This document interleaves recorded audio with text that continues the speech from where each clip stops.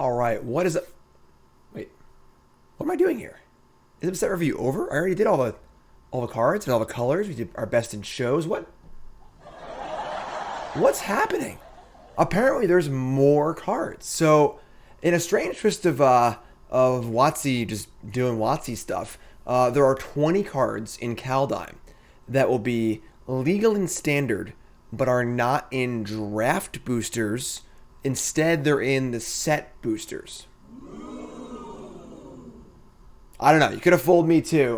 Somebody's playing a prank on me. That's what it feels like. But it's true. It's true. I have 20 cards here. So these cards were not part of my review, and they're going to be legal and standard. So obviously the limited part of this review is not going to matter because there is no limited part. These cards are not going to be in draft boosters. But these cards are legal and standard, and I'm not joking when I say a number of these cards are playable in standard, which is pretty weird. We saw this with Korvold and Friends, Next to Fate, cards that aren't in boosters but are legal and standard. I don't like the precedent, honestly. It makes me kind of feel icky. So you get nothing.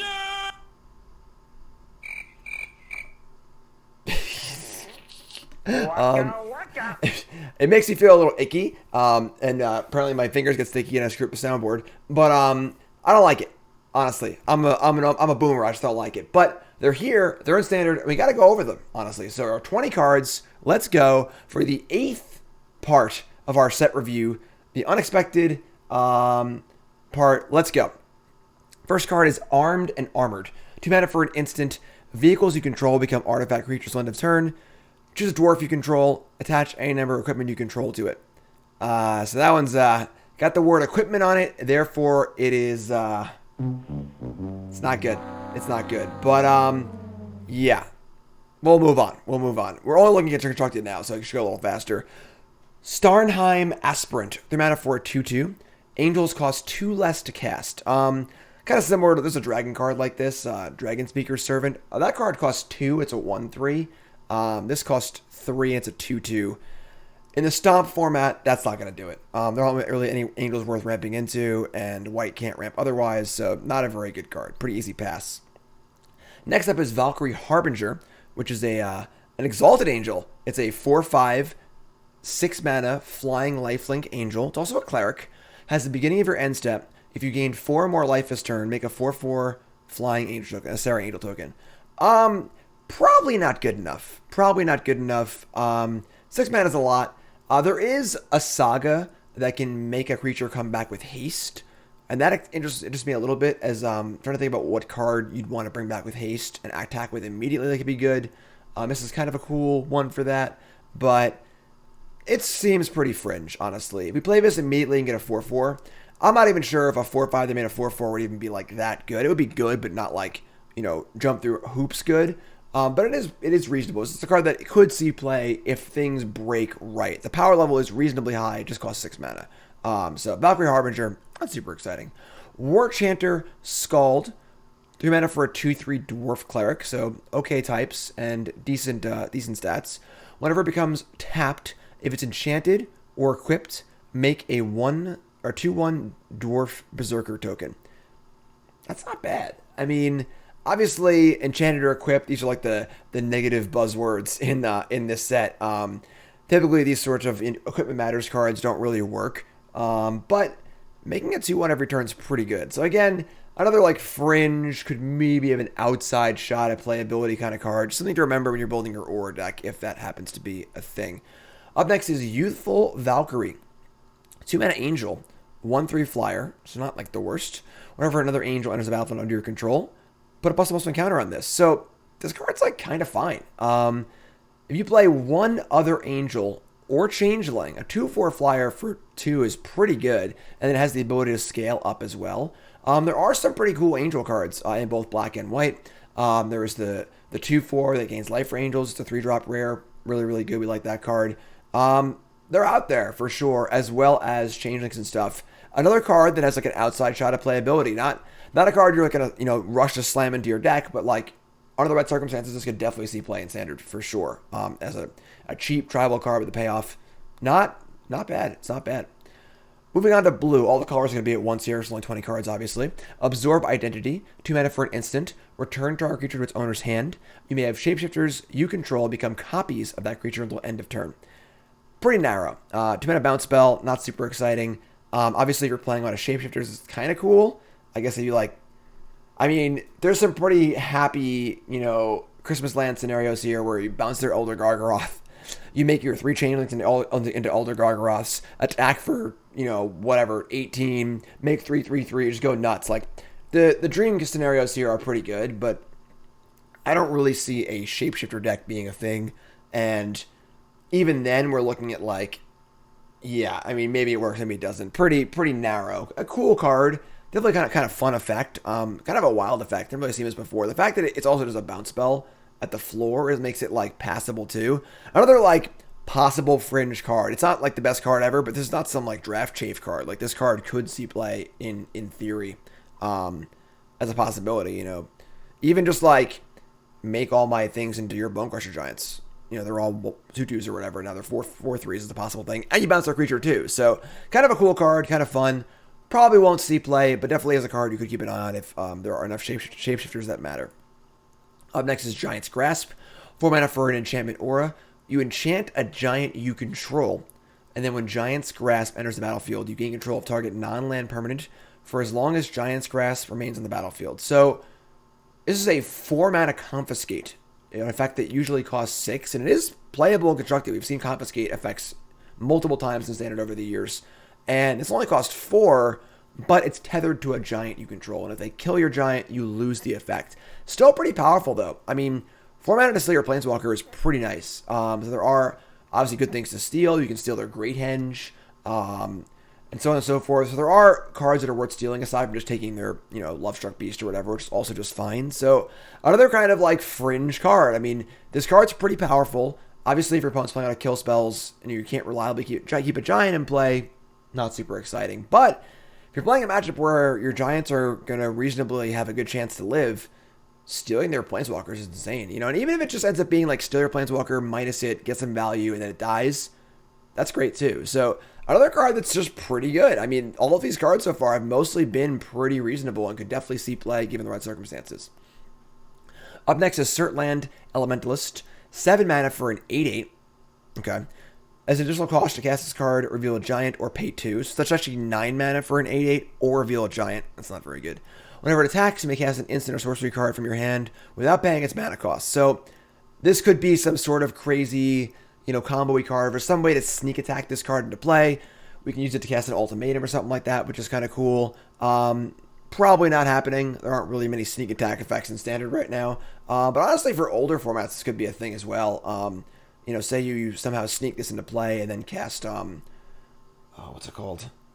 Enter the Infinite. It's a 10 mana, draw your entire deck card. That could be a thing too. So another card where could possibly have niche applications. It's a pretty unique effect. I don't think we've seen this effect before in a creature of an attack trigger where you can cast an instant or sorcery for free. Maybe we have. I have bad memory. But, it's probably more relevant in older formats, but probably not going to be super relevant regardless. Moving on to black, we have Cleaving Reaper. We have 5 mana for a 5/3 Flying Trample Angel Berserker. So pretty reasonable stats. Pay 3 life. Return Cleaving Reaper from your graveyard to your hand. Activate this ability only if you had an Angel or Berserker enter the battlefield under your control this turn. So recursive threat, probably not good enough standard-wise as far as the body for 5 mana not being super exciting. This dying to Scorching Dragonfire and other 3 damage effects, not very good. Doesn't block very well. It's just not a great card. Just kind of a more bulky, rare card. So I doubt we'll see this card. Would be an absolute beating in Limited. But that's not the case because they're in set boosters. Up next is Elder Fang Ritualist. 3 mana for a 3/1. Elf Cleric. Again, 2 relevant creature types. Whenever it dies, you can return another elf card from your graveyard to your hand. Another card that would be a really good draft card that probably won't see any play in constructed. Maybe if you're an elf deck, you're playing against a heavy removal deck, this card could be kind of cool. But it's just the body's just too fragile. It doesn't really do enough. Just not super exciting. I again, maybe minor outside shot, but not really that exciting. Up next is Renegade Reaper. This one I actually like a lot. This is 3 mana for a 2/3 flyer. So decent body. When it enters the battlefield, you mill 4, And if at least one angel card was milled this way, you gain 4 life. That's pretty freaking good. These sort of self-mill enablers are already kind of in high demand. Cards like Satyr Wayfinder, they're pretty appealing because you're playing this creature to kind of get this effect that you want to fill your graveyard and so on and so forth. And we've seen creatures that are much worse than this see play to do this. Maybe it's a 2/2 for 2 or whatever. I can't think of a card exactly, but a 2/3 flyer for 3 that comes into play and gains 4 life a lot of the time. That's like really pretty good. This is one of the cards I think is the biggest chance to make it. And honestly, this card along with the white 1/3 might put enough angels into the outfield to field an actual competitive angel deck in standard. I mean, very reasonable cards. The top end is there. There are a lot of good top end angels, but these are the kind of meat and potatoes cards that can kind of get you there and make the deck worth playing. I think this card's really good. I think this card has a serious chance at the standard. I'll definitely be playing this card. Probably one of my 10 new brews early access event. Ooh, coming up next Wednesday, early access event, 10 new brews. Look for that one, of course, on stream, videos, cool stuff, article. But yeah, so I'm pumped for this card. I love synergy cards. I love self-mill things, and I love my deck doing more things than just like, here's my creature, here's my card on rate, so like this card a lot. It's also a Berserker too, which is like not also irrelevant. So I'm a fan. I'm a big fan of this card. This is very, very close to best in show for these 20 cards, but not quite. Up next is Thor Mantle Striker, 5 mana for a 4/3. Comes into play, you can remove X counters from a permanent where X is the number of elves you control, or give a creature -X for X is the number of elves you control. Would be a bomb and limited, would be a huge like FTK kind of card. Again, outside chance of constructed. This can kill planeswalkers or creatures if you have 4 elves in play. This can kill most planeswalkers and most creatures, which is pretty good for a comes into play ability. Costs 5, it's a 4/3, not super exciting. If your elf deck is dying for this kind of effect, you could play it, but again, you gotta have an outside fringe shot at constructed. Moving on to red, we have Bearded Axe, which is a 3 mana equipment. Equips for 2. Equipped creature gets +1/+1 for each dwarf, equipment, and or vehicle you control. So obviously it counts itself, it's +1/+1 at the lowest cost. And I mean, if there's some sort of like dwarfy equipment deck or dwarfy vehicle deck, if we have 3 equipments in play, and then we add this onto it too, it's +4/+4. That's not a Sword of Fire and Ice, but it's like not that bad. Probably not good enough. Would be a really good limited card, but it's a card that could like way, way, way outside shot at seeing play. But will be good limited, but we're not gonna see it there, which is just weird. Magic cards not in limited. Why? Up next is Fire Giant's Fury, aka would be awesome if it was an instant. 2 mana for a sorcery. Target giant you control gets +2/+2 and gains trample until end of turn. Whenever it deals combat damage to a player of his turn, exile that many cards from the top of your library. Until the end of your next turn, you may play those cards. So, pretty bomb effect. I mean, just, Dreamscape scenario. Your opponent taps out on turn 4. You have a Bonecrusher Giant in play. You cast this. You get to light up the stage 6 cards while dealing an extra 2 damage for only 2 mana. That's obviously super, super high ceiling. We're talking like through the roof kind of ceiling. The floor is also very bad. The floor is I cast this on my creature, you play a kill spell on my creature, and I go in the corner and cry like a very sad person. So, don't want to see that. So, very, very wide delta between what the floor and the ceiling is in this card. The effect is powerful, though. The problem is there aren't really enough like cheap giants to really make this effective. If there were some good 1-drop and 2-drop giants, we'd be much more excited about this, but most giants cost 3 or more, making this card pretty awkward. But the effect is powerful. The effect is certainly powerful. So another one of those fringe cards that could definitely, see play, possibly. This is not like a vanilla 4/4 for 5. This is like a reasonably powerful card that's narrow, but has a chance, honestly. I can definitely see this possibly having a chance as well. Next red card is Gilded Assault Cart. Red 1 for a 5/1 trample. Love it. Crew is 2. You can sacrifice 2 treasures to return Gilded Assault Cart from your graveyard to your hand. Kind of a cool card. This had like haste, something, I guess something else to give it a little more boost. It'd be a lot better. Kind of fringe. Obviously, if we're like trying to push through blockers, it's kind of cool. Again, would be a really good draft card, but just isn't in the main set. And probably just not quite there for constructed, but it's kind of cool. It's definitely a reasonable threat. And I do think the Dwarf Lord is very good. The one that whenever a dwarf is tapped, it makes a treasure. The card's really good. So if you're looking, there isn't much support for it in the main set, but I think that, a card like this or some supplemental cards might be able to help it out a little bit. It's possible. It's possible. Search Landflinger is our last red card. 5 mana for a giant berserker. When Search Landflinger attacks, you may sacrifice another creature. When you do, it deals damage equal to the sacrificed creature's power to any target. If a sacrificed creature was a giant, it deals twice that much damage. So basically, it can fling your creatures and double fling your giants. It is only to... Oh, it is to any target. So it is players too. So you can sacrifice your Bone Crusher and deal them 8. But it is a 5 mana creature with no evasion and no protection and doesn't affect the board when it comes into play. Again, it would be a bomb limited rare, but probably not going to make it constructed, unfortunately. There's somebody to give his haste super, super reliably, maybe. But while the effect could be powerful, it's predicated on you attacking with it and having a big giant in play, which is not super great. So, not too great. Going into green, we have Canopy Tactician. This is Elvish Archdruid all grown up. 4 mana for a 3/3, so it's a hill giant, elf warrior. It's a lord, pumps all your elves +1/+1, and it taps for green, green, green. Kind of like the fixed Elvish Archdruid. Elvish Archdruid, of course, is the very good elf lord that scales with all your elves for mana. This doesn't scale, but it has a pretty reasonable effect. I mean, again, if it's an elf deck, this could possibly see play in it. Tapping for 3 green is kind of cool. Turn Timber Symbiosis is definitely a card that is very playable and kind of a cheap way to have a big payoff for a lot of mana in your deck without putting expensive cards in your deck is kind of cool. So probably not going to make it. Probably a little too clunky at 4 mana for a 3/3, but the effect isn't that bad. So it's, if you're building an elf deck, it's a card you can consider. Up next is Elven Ambush. 4 mana for an instant. Basically doubles the number of elves you have in play by giving away 1/1 token for each elf you control. We saw this in Lorwyn. It was a tribal instant. It was good and limited, and there were some kind of crazy elf ball decks that played the card, but they also had Heritage Druid and things like that. There aren't really the elf payoffs necessary to make this card super good in standard. The elf Planeswalker does allow your elves to tap for mana. So if the Planeswalker is playable, then maybe this could be a way to kind of like really elf ball it up, but don't think the tools are really there for that. Again, reasonable card, could be a fringe role player. It's not some terrible draft common, but probably won't have the tools to be successful. Gladewalker Ritualist is our last green card. 3 mana for a 3/3. Just the hallmark of a set is a 3 mana 3/3. Just every card's a 3 mana 3/3. Changeling. Whenever another creature named Gladewalker Ritualist enters the battlefield, under your control, draw a card. So kind of a weird like collect them all card. Usually you see this card limited, but again, it's not limited. Not going to do anything constructed with this card. Maybe if you're playing some sort of like the copy effect, you can like maybe copy and cast something. I don't really know, but just not really the kind of effect you want in constructed.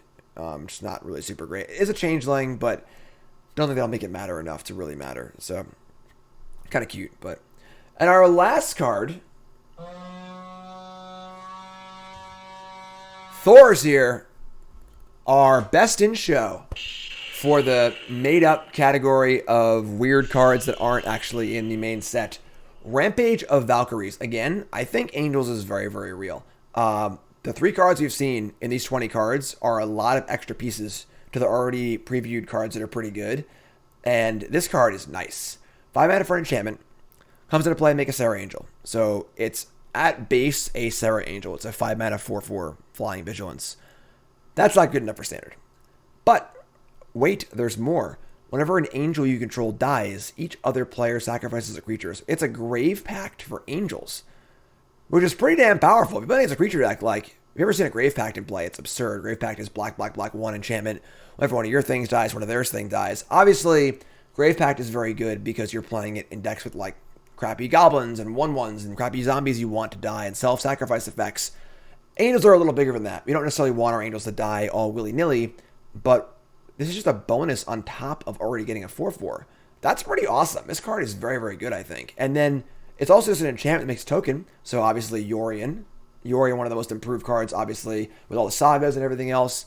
Doom Foretold, possibly. This card's real. This is a really real Magic card. And again, I'm not sure why there's a lot of real Magic cards in this, like, in the set, but not in the set. I don't even know what to call it. But this card's real good. I like this card a lot. I'm for sure building an Angel deck for the early access event. Not even close. I'm really pumped about a lot of these cards. I think that Angel Saga, the 4 mana Saga, is really good. So I'm pumped. This card's really, really good. And if you're playing creature deck, I'm not sure how you beat this card. Like if I'm playing, say Angel on 2, Angel on 3, Angel on 4, cast this card on 5. I don't know how like Gruul or any of his decks has ever beaten this card. So card seems really, really good. It's not nearly as good against control decks and things like that, but it's still just a flyer. It's a 4/4 flyer. It's fine, Whereas Grave Pact is like a totally dead card against a control deck. This card's not. So I'm pumped with this card. I think it's really, really good. And so does Thor. And that's it. So that's that is the extra cards that are in the set. Again, I'm not exactly sure of what the reasoning and like the nomenclature for this is. You can see on the spoiler here, you go all the way down the bottom. Close this Mohegan Sun. I do love Mohegan Sun, but not right now.